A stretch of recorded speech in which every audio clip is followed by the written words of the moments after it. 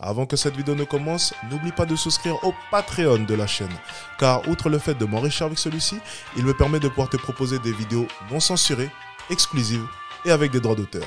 On peut commencer la vidéo. C'était bien. Good. Éric Zemmour clash le foot féminin sur ses news de Actu Media. Je vais juste remettre ma caméra ici les amis et on est tout de suite parti. Let's go.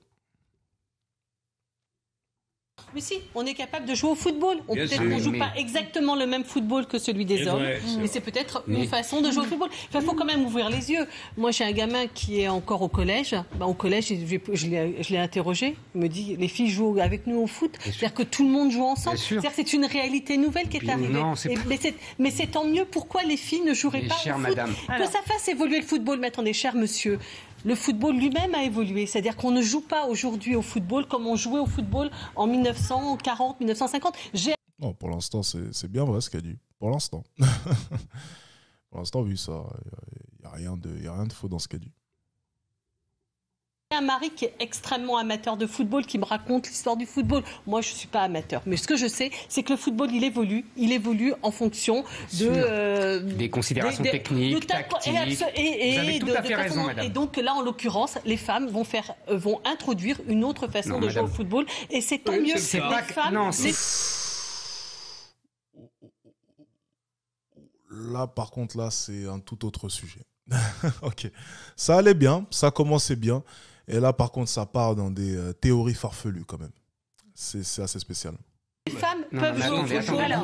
Je crois que vous faites de mauvais combats. Non, c'est pas un combat, c'est pas un combat. Je vous dis, j'ai perdu d'avance. Je suis admiratif devant cette efficacité. Non. Je suis admiratif. Devant cette propagande phénoménale.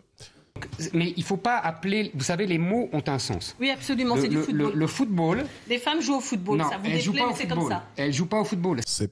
En fait, on ne peut pas nier une chose, c'est que c'est comme... En fait, je disais exactement la même chose du basket. Alors, il dit que les femmes ne jouent pas au football. Alors bon, on va essayer d'écouter après son argumentation. Mais je veux dire un truc, c'est que moi, souvent, ce que je disais, c'est que les femmes ne jouent pas au basketball. Alors, ça pouvait choquer. Mais j'expliquais par là qu'en fait, si on regarde vraiment, dans le fond, on ne joue pas au même sport. Alors, c'est pas péjoratif, même si ça peut l'être un peu. C'est surtout réaliste. Ce n'est pas le même sport. Ça n'a mais rien à voir. Il y a un monde d'écart qu'on ne peut pas nier. Ce n'est pas le même sport. Alors oui, tu sais, les féministes ont souvent pensé que, et c'est peut-être ce qu'elle a voulu dire par là, que les femmes apportent une autre manière de jouer le foot. Peut-être un peu plus tactique, peut-être un peu plus stratégique, un peu plus subtile. D'ailleurs, cette subtilité-là, on la retrouve vraiment dans ce qui a fait la beauté de la femme pendant tant d'années. D'ailleurs, cette beauté qui est en train d'être balayée par les féministes, c'est-à-dire le côté subtil de la femme. Comme le soulignait la Soral, c'est ce qui est intéressant, c'est que la femme, ça représente vraiment la subtilité dans un couple. C'est qu'une femme va savoir gérer les problèmes, mais de manière subtile. Okay, c'est vraiment ce qui permettait de séparer les rôles. C'est qu'une femme ne cherchait pas à s'imposer en gueulant ou bien de par la force, mais par une certaine subtilité, une certaine intelligence, et c'est ce qui se perd de plus en plus. Les féministes aussi tendaient vers cela vis-à-vis du foot. C'est que les femmes allaient avoir une approche du foot un peu plus subtile, un peu plus stratégique. On se rend compte, en fait, en les voyant jouer au foot, que ça ne change rien. Ça ne change absolument rien. Même niveau stratégique, niveau technique, niveau tactique, les hommes les surpassent. Encore une fois, on va me dire, mais Alex, non, on part tous avec le même cerveau. Possible, ok. Si tu le souhaites, ok. Moi, l'argument que j'aime bien sortir, c'est oui, mais pourquoi est-ce qu'il n'y a qu'une seule femme dans le top 100 mondial aux échecs? Bon, on va essayer de savoir pourquoi. Oui, mais il n'y a pas tant de femmes que ça qui jouent. Ouais, ok, bon, d'accord. Balayons tout ça d'un revers. Il y a même une explication qui est, encore une fois, biologique. Et c'est tout simplement, c'est de la logique pure et dure. C'est qu'au football, on va fournir un effort physique. Lorsque tu fournis un effort physique, pour ceux qui ont été sportifs, moi j'ai été sportif professionnel pour ma part, on devient de moins en moins lucide. Plus la fatigue se fait ressentir, moins on devient lucide. Ça veut dire que même sur l'aspect tactique, stratégique, les femmes sont inférieures aux hommes, surtout lorsqu'il s'agit de sport. Pourquoi? Parce qu'en fournissant un effort physique, une femme va se fatiguer plus vite qu'un homme. Un homme est de nature beaucoup plus endurant qu'une femme, va pouvoir fournir un effort intense sur une plus longue durée. Donc même sur l'aspect stratégique et tactique, étant donné que le foot est un sport qui se joue dans la fatigue, l'homme restera beaucoup plus longtemps lucide que la femme. Donc encore une fois, même sur cet aspect-là, les femmes ne vont créer aucune révolution ou ne vont rien réinventer. Non, c'est faux. Encore une fois. On continue. C'est pas du football. Mais c'est pas grave, ma fille joue au football quand elle avait 10 ans, je trouvais ça très mignon. Vous voyez, maintenant elle fait de la danse. C'est quand même un peu plus conforme à ce qu'elle est. Ben oui, je suis désolé. Je vous assure, chère madame. Oui, mais je pense que il faut regarder les matchs. Des stéréotypes de genre, c'est une fille, ça fait de la danse, mais ça fait pas du football. Et chère madame, mais oui, mais les physiques ont une influence. Alors vous savez, les stéréotypes. C'est intéressant ce qu'il dit, c'est que les physiques ont une influence. C'est-à-dire qu'on va c'est logique, on va facilement s'orienter vers ce pourquoi est-ce qu'on est beaucoup plus doué. C'est-à-dire qu'en fait, l'haltérophilie, je sais pas, oui, le football, peu importe, c'est des sports quand même qui se jouent physiquement. C'est-à-dire que le physique a son importance. C'est pas une partie d'échec, même si, comme je vous l'ai dit juste avant, même si on aborde le côté sport stratégique, le côté jeu de stratégie, les hommes surpassent aussi les femmes. C'est ce qui est quand même assez drôle. Mais sans même rentrer dans ce genre de détails-là, on va facilement être orienté. C'est ce que j'expliquais un jour à une femme en interaction. Dans l'art de la tromperie, la vidéo est disponible d'ailleurs sur YouTube, elle est sortie il y a une semaine. Cette femme me dit, c'est le basket qui rend les gens grands? Je lui dis, mais non. C'est simplement le fait que tu sois grand qui te fait t'orienter de manière naturelle vers le basket. Et je lui ai répondu d'ailleurs, toi, t'es jolie. T'es très jolie même. T'as forcément dû essayer d'être mannequin un jour. Elle m'a dit oui. Je lui ai dit, ben voilà. On s'oriente vite vers ce pourquoi est-ce qu'on est fait de manière naturelle. C'est totalement normal. Et c'est pareil avec le sport. C'est exactement la même chose. Une femme s'orientera beaucoup plus difficilement vers des sports physiques parce qu'elle sait que physiquement, elle sera inférieure à l'homme. Elles s'orienteront donc vers des sports ou bien des disciplines artistiques où, par contre, à contrario, elle partira avec un avantage. Parce que du côté artistique, le côté gracieux, les femmes, effectivement, ont des prédispositions parce que le corps de la femme est quand même quelque chose qui est esthétiquement, visuellement parlant, beaucoup plus beau. Donc, ça a une explication. Donc, Éric Zemmour le souligne et il a totalement raison. Mais il faut, encore une fois, comprendre ces mots. Il faut chercher un peu plus loin que simplement rester en surface. Encore une fois. Et le couper la parole n'avancera à rien. Les types sont la sagesse millénaire des êtres humains. Que le genre existe, ça c'est une chose. Non, le sexe existe, pas le genre. Le genre, c'est une invention. Que le sexe existe quand même, ça ne veut pas dire que les femmes jouent au football comme les hommes, ni que les hommes font de la danse comme les femmes. Sauf que les hommes et les femmes peuvent faire de la danse et du football. Je ne leur interdis nullement de jouer au football. Non, mais on vous remercie. Mais qu'on n'appelle pas ça du football.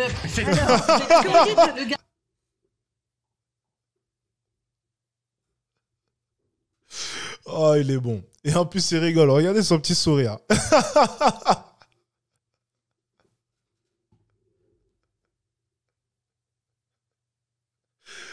Oh là là, il vient de nous sortir une masterclass.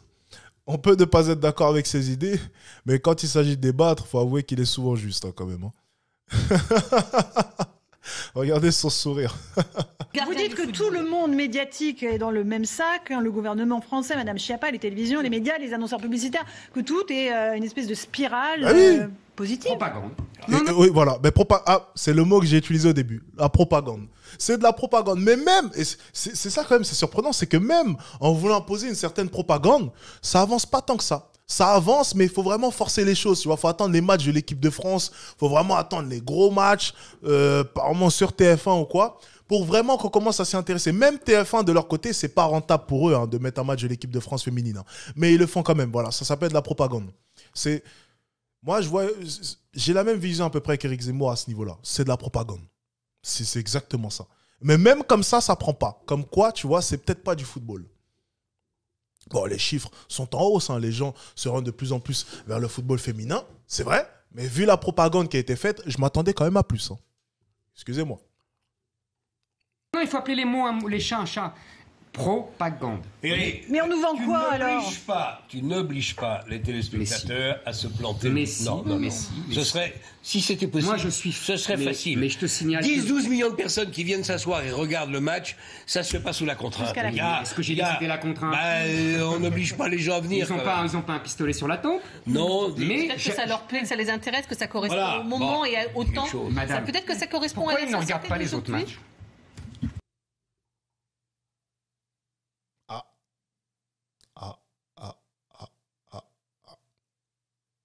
Il vient de poser une bonne question.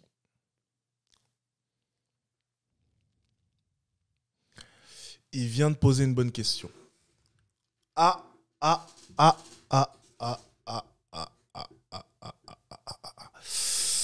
Alors là, comment est-ce qu'elle va s'en sortir? J'aimerais bien voir ça.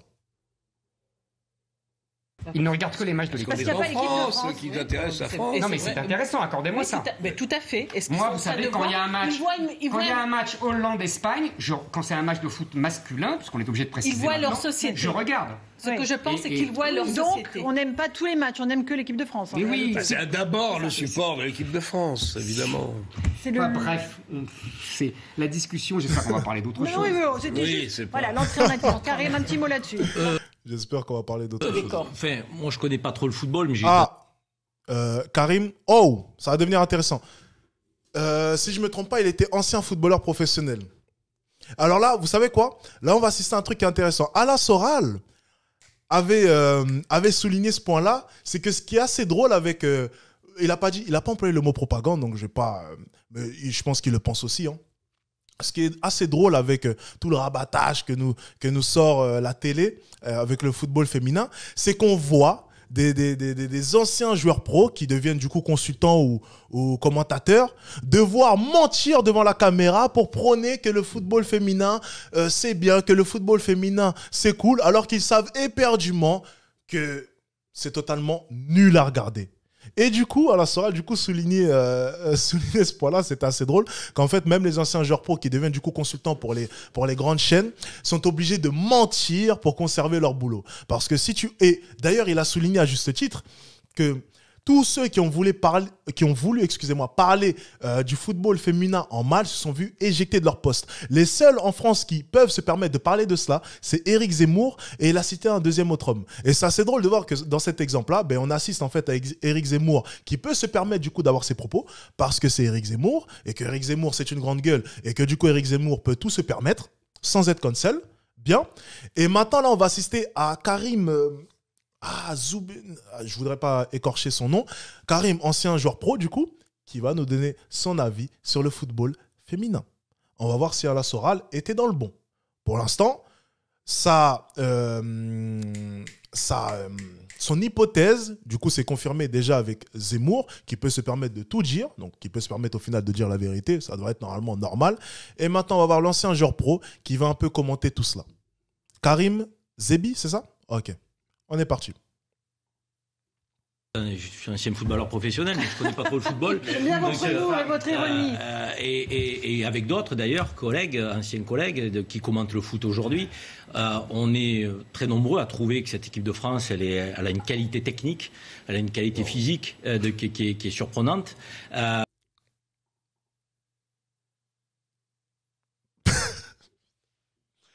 Il devrait rajouter surprenante pour des femmes.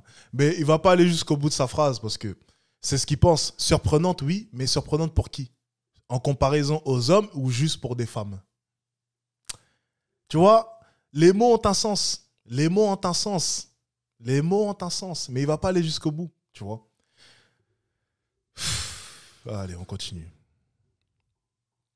Et quand on parle des États-Unis, alors n'en parlons pas, parce qu'effectivement, c'est l'équipe, depuis le début de cette Coupe du Monde, qui est au-dessus. Et d'ailleurs, ce soir, il y a Espagne-États-Unis. Et le vainqueur de ce match... Équipe des États-Unis, qui, si je ne me trompe pas, alors je vais refaire une recherche, parce que peut-être que je me trompe, hein, mais bon. Foot.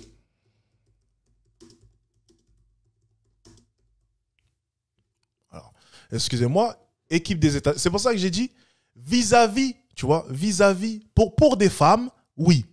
Par contre, alors, équipe des États-Unis, c'est ça? C'est ce qu'il nous a dit? C'est bien ça? C'est ça? On va trouver ça un peu là.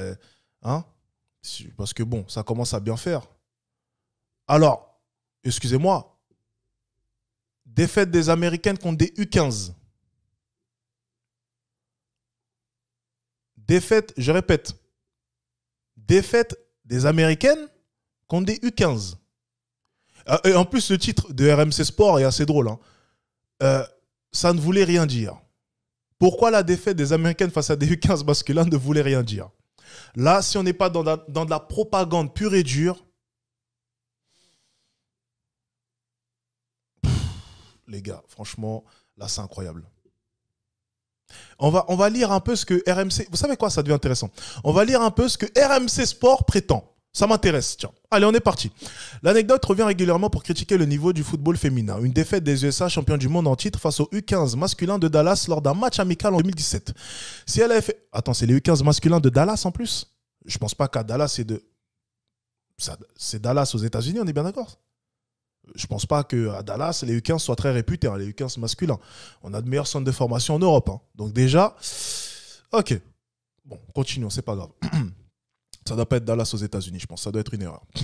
Si elle a effectivement bien eu lieu, cette défaite est à nuancer en raison des circonstances de la rencontre. C'est l'une des anecdotes les plus utilisées par les... Blablabla.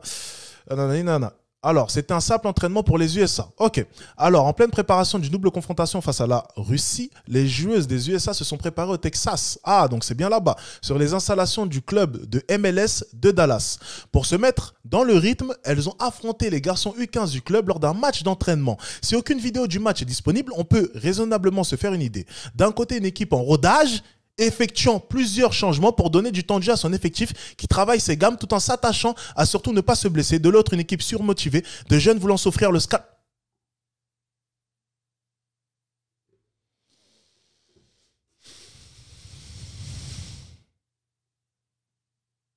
Donc, tu as cru que nous, par exemple, au basket, U15, même KD qui joue sur une jambe de Team USA, tu penses vraiment qu'il y a quelqu'un qui peut l'arrêter? Est-ce que vous... Même en rodage, même en jouant tranquillement... Non mais, regarde, on va prendre l'équipe de France. Des Mbappé, des Pogba, des Griezmann, des Benzema. Tu penses vraiment qu'une équipe de U15, même surmotivée, peut les battre?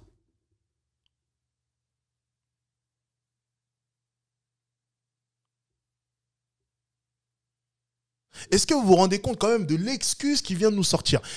Donc moi, en fait, je m'imagine là, tu vois. Je m'imagine ma première année de basket, en première année cadet, quand j'avais 15 ans. Je nous imagine en train de jouer contre Team USA.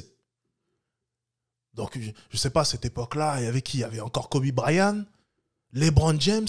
En plus, ils avaient fait une grosse team. Hein. Moi, une année là, avec Derrick Rose, Kevin Durant, Kobe Bryant, LeBron James, Steph Curry, Kyrie Irving. Et t'as cru que même eux, en jouant à 20%, on aurait pu les battre?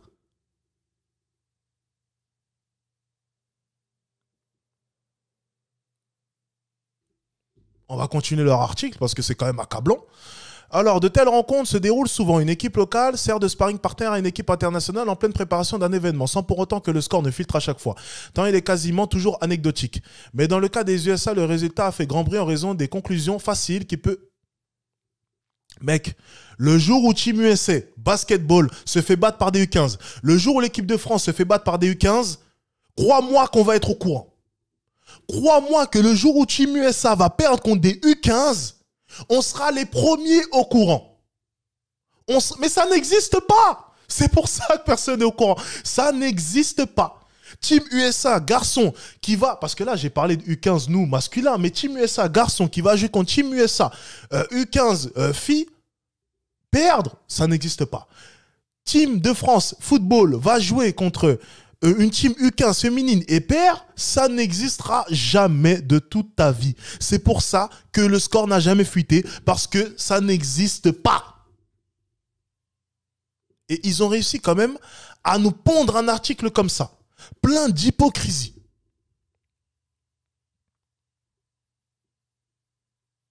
C'est incroyable.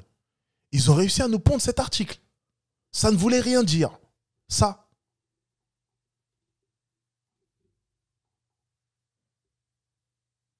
Bon, ok. Allez, on va continuer. Et Karim, du coup, est en train de parler de cette même équipe. Hein. Bon, ok. Notre équipe nationale. Alors, il est vrai qu'il y a un engouement national, mais il existe aussi pour les garçons. Vous savez, tous les autres matchs de la Coupe du Monde, lorsque c'est pas l'équipe de France qui joue dans une Coupe du Monde masculine, ne sont pas suivis avec autant de ferveur que lorsque c'est notre équipe. Bien sûr, moi, mais là, personne ne regarde les autres matchs. L'autre fois, je disais sur ce plateau que ça me rappelait les prémices, effectivement, de ce que je voyais quand j'étais gamin. Dans les années 70, quand vous aviez une Coupe du Monde, donc vous aviez des scores très importants. Vous aviez des fois des 6-0, des Comme disait Alain Soral, ça fait de la peine. Et après, il essaye de rester dans le monde de la télé. Est-ce qu'on peut vraiment lui en vouloir, tu vois? Oui, le football évolue, mais encore une fois, Karim reconnaît quand même que c'est ridicule. Hein. C'est quand même ridicule hein, en comparaison à... C'est quand même ridicule. Hein. C'est ridicule. C'est ridicule. Bon. C'était écrit 13-0 ou ça? J'ai pas vu. Bon, c'est pas grave. Fois, je disais sur ce plateau que ça me rappelait les prémices, effectivement, de ce que je voyais quand j'étais gamin. Dans les années 70, quand vous aviez une Coupe du Monde, donc vous aviez des scores très importants. Vous aviez des fois des 6-0, des 7-0 en Coupe du Monde. Aujourd'hui, vous ne les avez plus. Non, excusez-moi, il n'y avait pas de 6-0 dans les années 70. Mais bien sûr qu'il y avait des 6-0. Vous confondez avec les années 50. Ah non, pas du tout, pas du tout. Parce que je suis né un peu plus tard après vous. Et donc, du coup, je n'étais pas né dans les années 50. Excusez-moi, je ne pouvais pas voir des Coupes du Monde. Dans les années 60. Je ne pouvais pas voir des Coupes du Monde dans les années 50 parce que je n'étais pas né. En réalité, il y avait des petites équipes. C'est beau de voir un homme qui défend son gagne-pain. C'est beau. Non, il essaie de défendre son gagne-pain. Est-ce qu'on peut vraiment lui en vouloir? Écoutez, bon, bah, écoute, on peut pas lui en vouloir. Écoutez, il essaye de...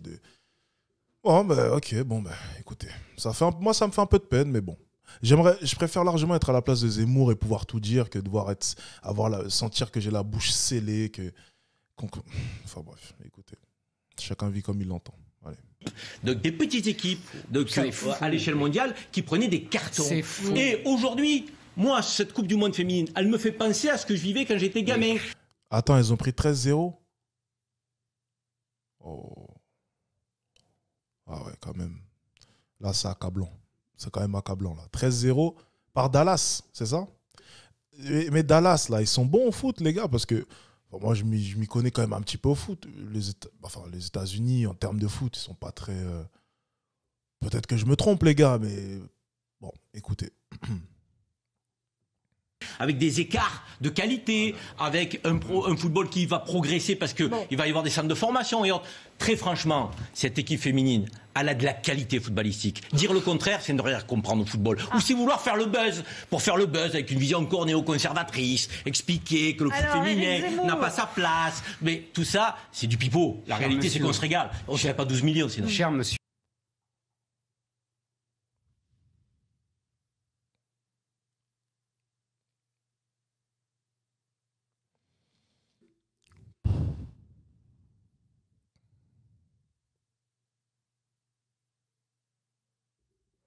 Le pauvre. Le pauvre.